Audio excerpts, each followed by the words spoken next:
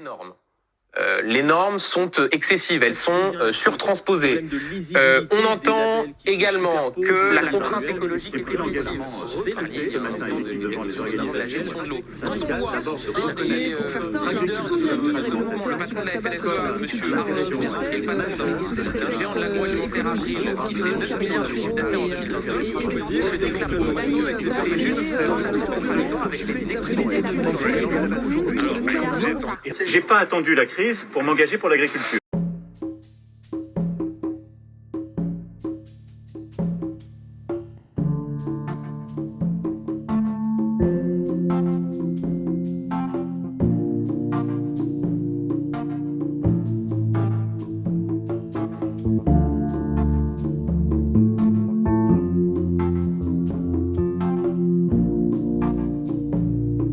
On est en bio, mais on est plutôt sur le travail du sol, enfin le travail du sol.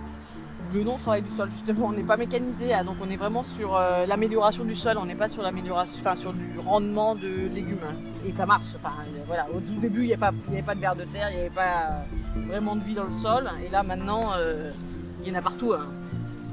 Il y a plein de bêtes différentes, il y a plein d'insectes différents, et alors qu'on n'en voyait pratiquement pas avant.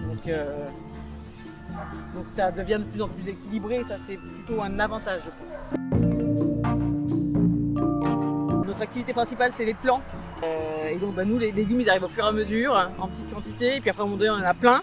Mais de temps en temps, on n'a pas forcément les clients adéquats, puisque c'est la régulation des quantités de paniers de légumes ou de quantité de légumes, elle varie d'une semaine à l'autre, sur laquelle, on va avoir beaucoup de légumes en tout cas entre juillet et octobre. Par rapport aux heures de travail, ils sont vraiment pas assez chers.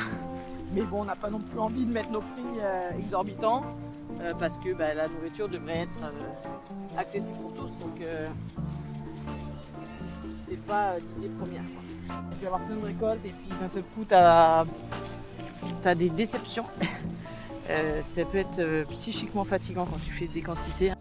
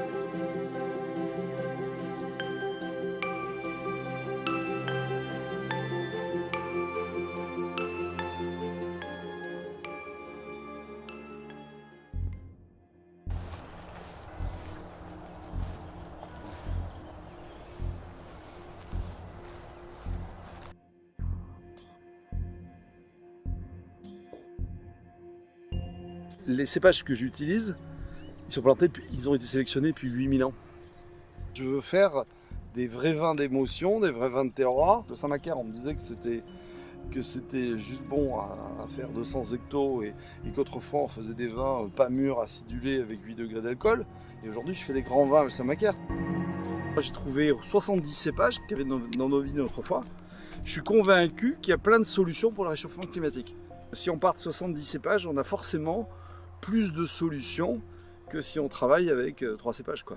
Les solutions qu'on a trouvées à une époque sont plus les solutions qui sont adaptées aujourd'hui.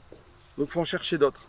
La différence entre le bio et le conventionnel, c'est qu'en bio, nous on travaille avec des traitements à base de cuivre, qui est un produit naturel. Nos traitements en bio consistent pas à soigner le mildiou, mais à empêcher que le mildiou se développe à l'infini. En bio comme en conventionnel, on doit traiter parce que si la vigne n'est pas traitée, on ne peut pas récolter. On essaye de travailler avec le minimum de cuivre, donc avec des traitements les plus homéopathiques possibles. À la différence du conventionnel où ils utilisent des produits de synthèse. Et la difficulté de notre approche en bio, c'est très compliqué de trouver des fenêtres de tir pour pouvoir traiter.